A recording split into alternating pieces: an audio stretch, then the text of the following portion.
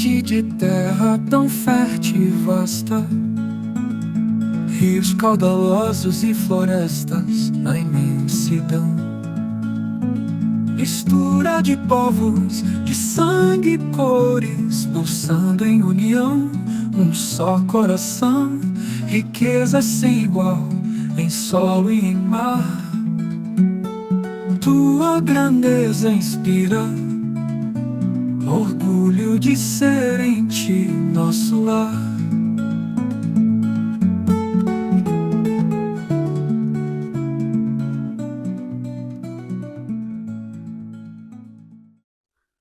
Olá, meus amigos, como vão? Tudo bom? Max aqui de novo para um bate-papo com vocês. Como estão todos vocês? Espero que todos estejam bem. Primeiramente, como sempre, agradecer à TV Ipanema pelo espaço. Só agradecer mesmo, assim, muita vontade de estar aqui com vocês e passar um pouco do conhecimento e da visão de uma outra pessoa que de repente pode ir de encontro com a de vocês. Agradecer também Carlos Santos Comunicação, né, que nos cedeu o espaço de produção, nos cedeu toda a mecânica, né, e também com a confiança que depositou no trabalho dessa pessoa que vos fala. Vamos lá. Você pode receitar remédios? Você pode dirigir carretas, ônibus com passageiros, construir prédios? Eu não sei qual a sua profissão, mas dificilmente você vai poder fazer isso sem se capacitar para isso, sem você estar preparado para isso.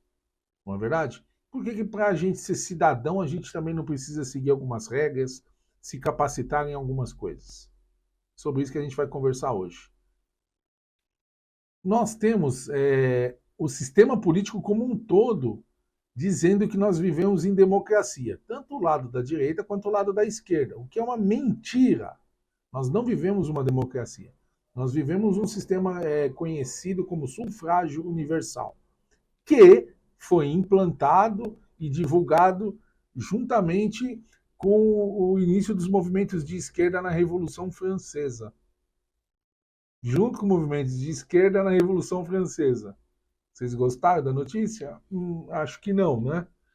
Eu tenho certeza que a maioria dos meus ouvintes e espectadores são pessoas honestas, trabalhadoras e tudo. Então, evidentemente, não quer muita bagunça.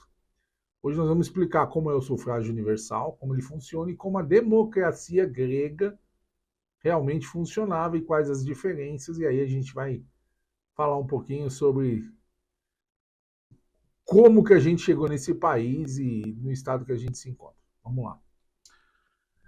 Nosso sistema eleitoral dito democracia não é nem de perto. Se trata de um sufrágio universal, que foi com o início ali da apresentação dele começar a ser implantado na Revolução Francesa, né? Junto com os movimentos de esquerda, como eu já falei antes. Né? O sufrágio começou primeiramente só englobando os homens. Todos os homens tinham direitos de votar. Tá? Após anos, mulheres também reivindicaram esse poder, né? Com grandes representantes, tanto nos Estados Unidos quanto no Reino Unido. Tá? Para implementar o sufrágio universal, que é o direito de qualquer um votar, esse é o grande problema, qualquer um votar, eles encontraram algumas resistências políticas da época, que não queriam perder a teta, claro, né? Não queriam perder o poder que eles já tinham conquistado, e a questão social, justamente das pessoas que tinham uma capacidade maior intelectual, que entendia que aquilo não poderia, que entendiam que não traria nada positivo, justamente porque a gente ia diminuir muito a qualidade do eleitor. A gente vai falar sobre isso aí durante o vídeo todo, tá bom? No Brasil, em 1824, na verdade, tinha os votos censitários, que tinha algumas regras. Qual era delas? Ter 25 anos e ser economicamente ativo. Essas são as regras. Meio alto, 25 anos, economicamente ativo. Economicamente ativo eu acho que está dentro do esquema, mas 25 anos é uma idade bem alta. Mas tudo bem, sem problemas, é o que tinha na época e vamos para cima. Isso aqui no Brasil, tá? Estou usando como exemplo o Brasil. Em 1934, né, introduziu-se o voto secreto e o voto para mulheres. Primeiro que antes não era voto secreto, agora já em 34 passou para ser voto secreto. O que deixou a margem aberta para começar as bagunças, né? E a questão do voto feminino também para as eleições. Ficou de lado de fora ainda em 34 a questão dos analfabetos. Analfabetos eram proibidos de votar, o que eu concordo, tá? Infelizmente, eu acho que a pessoa, se ela não tem uma capacitação de instrução para fazer escolhas, para aplicar critérios de escolha, não acho correto que essa pessoa possa votar, às vezes, até, mesmo que numa visão honesta, mas em pessoas que não sejam tão honestas assim, que as induziram a votar nesse ou naquele. E aí, em 1988, na nossa Constituição, né, na última Constituição, que é visivelmente feita por pessoas de centro-esquerda e de esquerda, justamente depois da abertura democrática e fim do regime militar, né, em 84, nós temos ali abertura total de portas, usando só como regra máxima ali de se capacitar para ser eleitor é apenas ter idade mínima de 16 anos. Até os 18, de 16 a 18 é facultativo, a partir dos 18 é obrigatório. Aí, a partir daí, né, gente que tem 50 anos, a gente sabe o que aconteceu com o país. Né? O que realmente foi começando a deteriorar na própria pátria, né, no nosso país. Vamos fazer um teste básico. Seu filho de 11 anos, 10, 11 anos, que fica jogando no computador lá o dia inteiro, vai para a escola, volta. Ele decide o que vocês vão comer? Mas pelo menos tem um voto no que vão comer. Ele decide a decoração da sala, por exemplo. Ele define a cor que você vai pintar a casa. Ele ajuda na decisão. Opinião é diferente de voto, tá, gente? Mas ele efetivamente ele tem uma voz ativa. Caso a mãe queira de um lado e o pai do outro, o que ele falar segue. Ele tem um poder de voto de Minerva, alguma coisa do gênero? Não, né?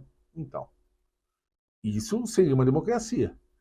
Se ele pudesse falar e ele votar e escolher, aí seria um sufrágio universal. Que a gente não segue nas nossas casas. Desculpa, não segue. A imensa maioria daqui não segue. Eu mesmo não seguia. O provedor, o organizador, o gerente é que geralmente manda. No caso de uma família tradicional, seria pai e mãe, né? Ou pais e mães, vamos dizer assim. Mas, normalmente, é quem provém o lar. Normalmente, quem provém o lar é que decide isso daí. Mesmo caso de uma empresa. Os funcionários de chão, os funcionários que não investem na empresa, não põem dinheiro próprio na empresa, como os acionistas fazem, eles não têm direito a voto. Quem tem direito a voto são os acionistas, que põem dinheiro na empresa. Vocês entendem? Aí sim é uma democracia, porque tem uma regra anterior para seguir. Não é o samba do crioulo doido, como é o sufrágio universal. Espero que vocês entendam que a crítica aqui não é contra a população, e sim ao sistema que eles vendem como democracia e que não é democracia. Quer dizer, eles mentem até nisso. E eu estou dizendo o sistema todo, não estou mais dizendo direita ou esquerda. Eu pautei que a esquerda utilizou isso junto com a tentativa de evolução na questão do poder a nível mundial, porque a gente está falando de Revolução Francesa, um negócio na Europa e que depois se expandiu para os outros países e colônias. Então a gente tem ali uma evolução da esquerda a nível de busca de poder, juntamente com isso, defendido pelos membros da esquerda, essa ferramenta chamada sufrágio universal. Vocês estão entendendo até aí, tudo bem? Não tem... É dar chave de caminhão para um moleque de 5 anos, é dar um bisturi para uma criança de 12 que não sabe operar, entendeu? É falar para um cego construir um prédio. Não dá, não tem como, vocês entendem? Então, nada contra o povo, nada contra o indivíduo, mas nós temos que pensar em evoluir o nosso eleitorado. Sem isso, a gente não vai evoluir os políticos. Não adianta a gente querer evoluir políticos se a gente não evolui nem quem vota neles. Entende? O conhecimento disso, sufrágio universal e democracia é o principal. A gente não vive em democracia, vive num sufrágio universal. O que, na minha visão, é negativo. É negativo. Dar direitos a todos sem nenhum dever de contraponto é muito perigoso, tá bom? Vamos continuar o papo. O que dizem é que o povo participa, na verdade, do sufrágio universal, mas não. Porque na hora que o povo elege alguém, a gente falou no vídeo passado sobre a questão do voto proporcional. O povo nem elege. Se o povo elege um cara famosão lá em cima, lá com muito mais votos do que o normal, aí acaba entrando naquela questão do voto proporcional. Entra um monte de gente no vácuo dele e deixa de entrar pessoas que realmente tiveram votos expressivos para a eleição, mas que não estavam em partidos fortes. Né? O voto proporcional é bem claro nessa regra. Quem quiser pode dar uma pesquisada aí, pode pesquisar sobre como funciona o voto proporcional, que é ativo no nosso sistema. Tá? Então a gente tem que pensar que, tipo, que democracia está longe, está bem longe, bem longe. A gente tem que começar a vislumbrar alguma coisa realmente melhor para o povo. E, de novo, é evoluir o eleitorado. A gente só vai conseguir evoluir o nível de políticos quando a gente souber escolher, quando nós tivermos critérios para escolher, quando nós tivermos entendimento desses critérios. Sem isso, esquece, a gente não vai melhorar político. A gente vai estar sempre na mão de meia dúzia que se vende como bonitinho e pronto. Tá bom? Então vocês entenderam que o sufrágio universal é péssimo para realmente a massa, vamos dizer assim. A massa, ela é bem vista, assim, tipo, desejada pelos políticos até o ato de votar, até a eleição. Depois disso, eles se juntam lá de novo e ferre-se o povo. Tá mais claro, não tem como ficar mais claro. Olha o nosso país como está hoje. Então, vamos pensar. Não tô dizendo para vocês seguirem como eu estou dizendo. Não, só pensem, gente. Né? A ideia está aí, o raciocínio está aí. Se vocês acham que tá bom assim, beleza, sem problema nenhum. Mas se alguém achar, pô, esse gordinho tá meio doido, mas ele tem razão. Tamo junto. Custa nada a gente estudar. Estudar infelizmente, a única coisa que não roubam de você é conhecimento. É estudo. Fica dentro do seu cérebro. Ninguém consegue roubar. Celular bonito roubam, carro bonito roubam. Daqui a pouco vão roubar até a sua casa. Mas conhecimento não vão roubar. Tá bom? Vamos falar agora um pouco da democracia. Falei que o sufrágio universal não tem nenhuma regra. Samba do crioulo doido para cima e acabou. Já na democracia grega, né, que apareceu ali em Atenas, 5 séculos antes de Cristo, tinha algumas regras, tinha algumas... E o povo participava de maneira direta disso. Não tinha showzinho, nem nada. Era o povo que ia para as arenas, para os palanques e faziam as decisões, certo? Era o povo. Né? Tinha algumas representações, mas nem eram eletivas, eram sorteadas. Né? Então a gente vai falar sobre isso agora, sobre as instituições que tinham dentro da democracia ateniense, mas, logicamente, Atenas fica na Grécia. Tá bom? Vamos lá, então. A primeira seria a eclésia, né? Que é tipo assim, homens com mais de 18 anos, que se reuniam num ponto específico, discutiam e votavam diretamente as questões importantes da nação, como leis, política externa, decisões militares, tudo que hoje a gente pode aí colocar ali, vai, um deputado federal, um senador discute, tá? Só para vocês terem uma ideia, né? O BOLE, que é o Conselho dos 500, sorteados anualmente, representando as regiões de Atenas, cada pedacinho ali, né? Não me pergunte como era subdividido, mas só para vocês entenderem, tinha representações regionais. E esse grupo é o que organizava as eclésias, né? Eles chegavam, pautavam, analisavam qual pessoa podia participar ou não, essas coisas. A dicasteria eram os tribunais populares, aí jamais voltado para o jurídico. Ele tinha a função de analisar o cumprimento das leis e a punição de quem não as cumpria. Entende? A estrutura é bem montadinha, é muito parecida com o que a gente tem hoje. O problema nosso hoje é que quando a gente vota, né, o eleitor, o agente que elege esses políticos, ele é mal preparado, e é mal preparado pelo próprio político. político ele não imputa no seu eleitor uma qualidade de critérios, de análise. Não, qualquer um faz o que quiser. E a gente sabe que abre leques para muitas corrupções. A gente sabe que no Brasil tem gente com 5, 6 títulos de eleitor. A gente sabe que existem casos de compra de votos. Entende? Então, é pela incapacitação do eleitor, e eu não estou falando pejorativamente do cidadão indivíduo, estou dizendo do sistema. O sistema vê esse cidadão apenas como uma moedinha lá na hora de votar na urna. Só isso. Mas, se esse cidadão ele tiver condições de aplicar critérios, fazer escolhas mais conscientes, esse político é automaticamente extirpado do sistema. Por quê? Porque as pessoas sabem que o desonesto vai acabar indo. O troca-troca uma hora acaba. Sabe? A moeda de troca, uma hora acaba não compensando mais. Tá bom? Então vocês entenderam que a estrutura da democracia grega, que é o que eles dizem que nós temos, é muito parecida. O problema é a questão de como eleger, né? Quem elege a representatividade? Lá na Grécia era por sorteio, era o povo diretamente. E aqui não. Aqui a gente vota em meia dúzia, e essa meia dúzia, depois da eleição, esquece o povo. E aí já... E essa meia dúzia, justamente foi essa meia dúzia que levantou a questão do sufrágio universal, justamente para ter massa de manipulação para poder mantê-los no poder. Entende o negócio?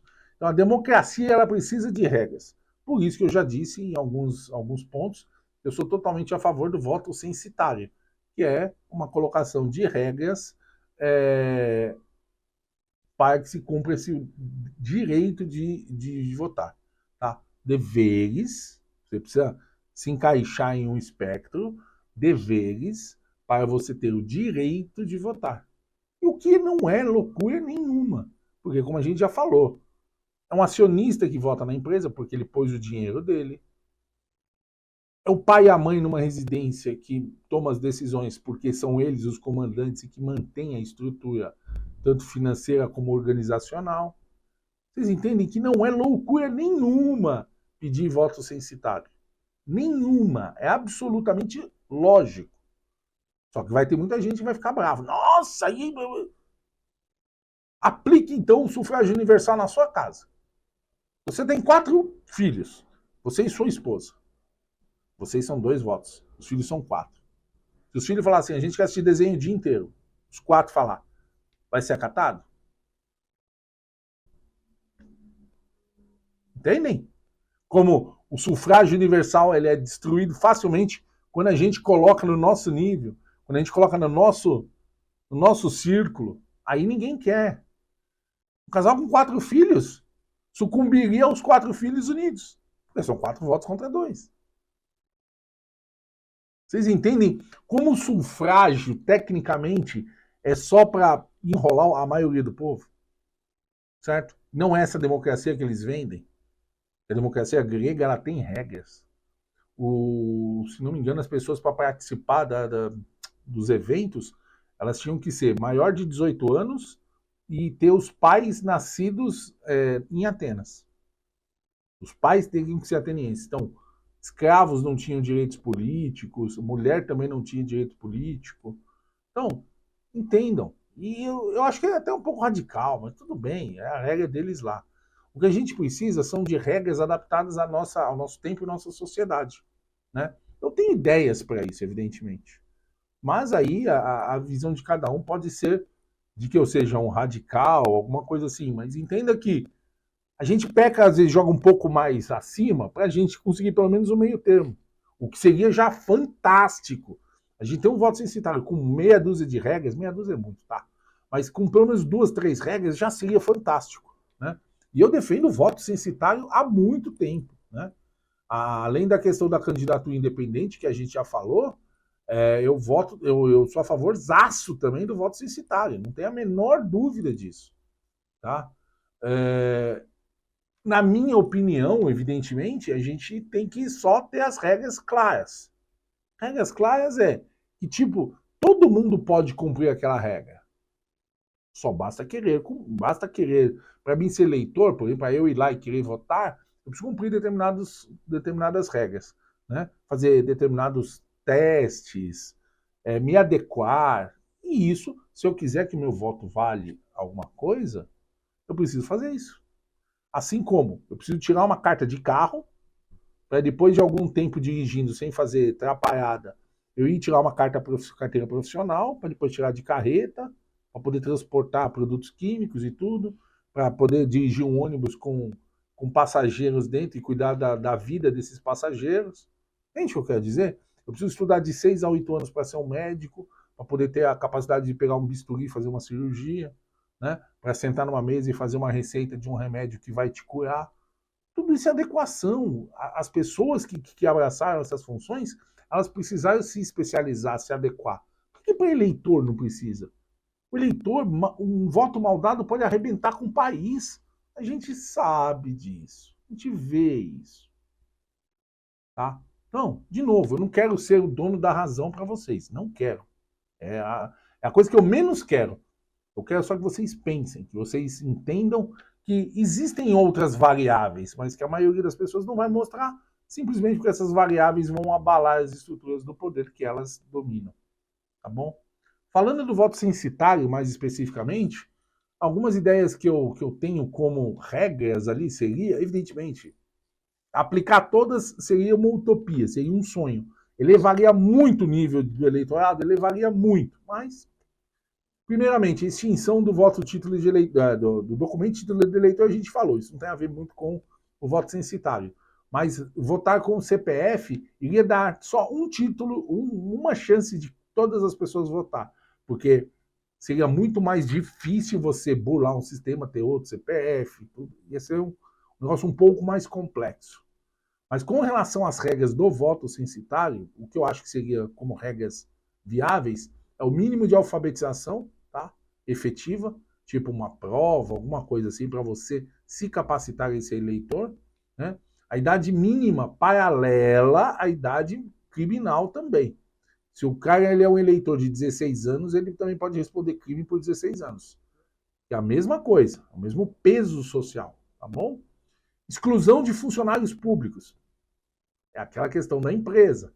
Se o cara está dentro da empresa, ele se sente coagido a votar em A, B ou C. Funcionário público também. Se o chefe dele, vamos dizer assim, olha, se o meu adversário ganhar, você perde o emprego. Já coagiu.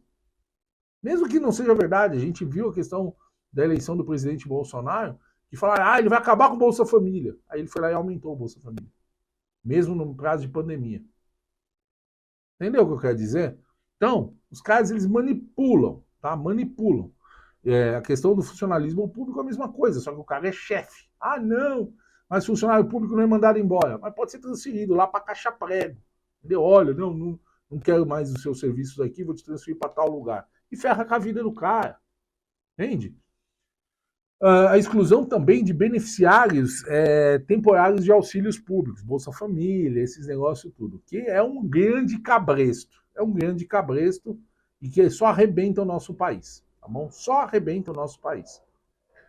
Por motivos óbvios também, né? Acabei de citar o exemplo do presidente Bolsonaro, que falaram que iam acabar, ele acabou ampliando. Presidiários, que, pô, pelo amor de Deus, né? Se o cara não conseguiu nem seguir a regra, ele quer eleger alguém, então, por favor, né? Acho que não preciso nem explicar os porquês.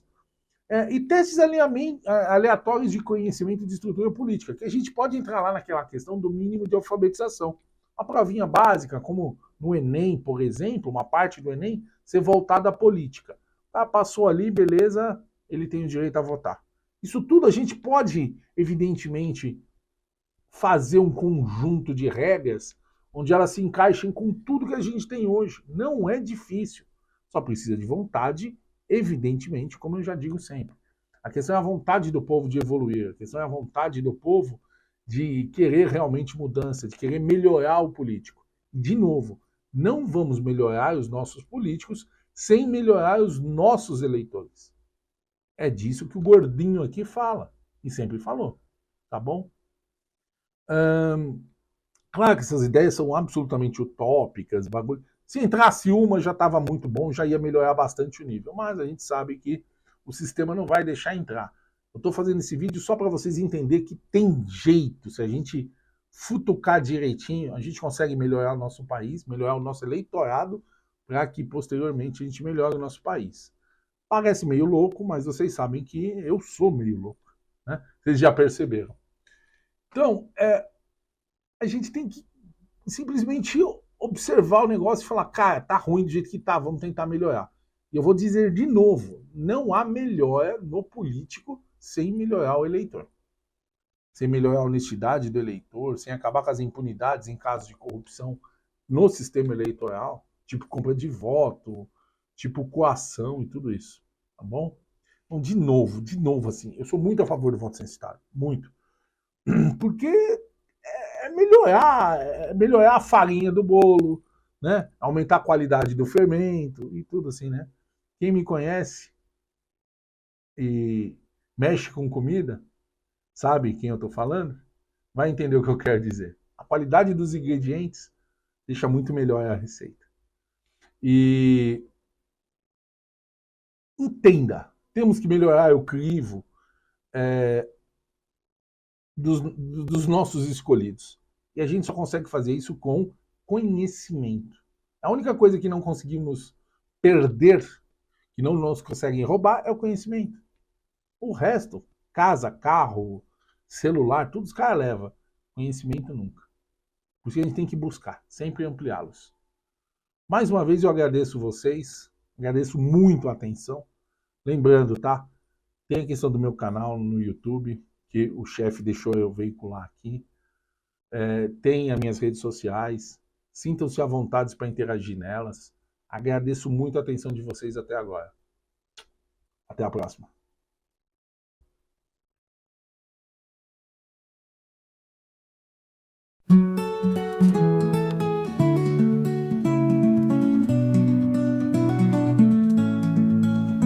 Brasil, gigante de terra tão fértil e vasta, rios caudalosos e florestas na imensidão, mistura de povos, de sangue e cores, pulsando em união, um só coração, riqueza sem igual, em solo e em mar. Tua grandeza inspira orgulho de ser em ti nosso lar.